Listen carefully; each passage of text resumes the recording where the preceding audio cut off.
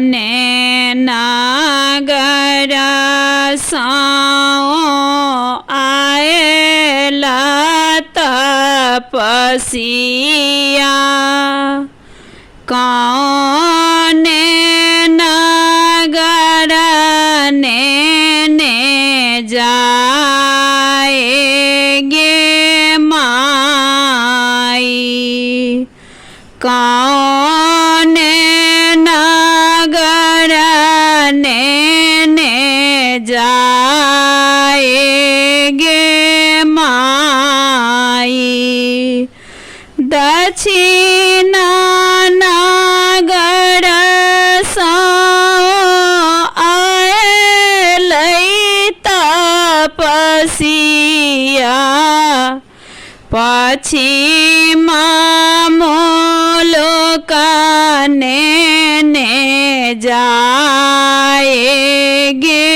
माई पश्चिमा मुलुक ने जाएगे माई आमा कडारी पर बजाए कोयलिया धिया के जन्म जूनी देबगे माई धिया के जन्म जूनी देबगे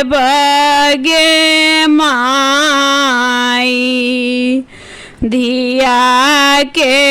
जन्म जाओ देव विधाता लिखी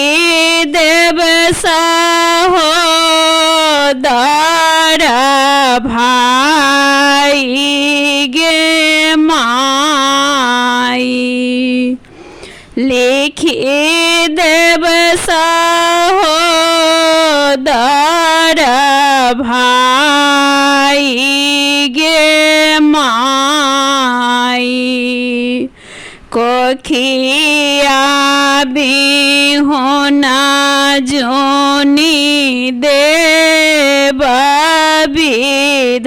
विधाता पुरुष मूर्ख जोनी देबगे माई पुरुष मूर्ख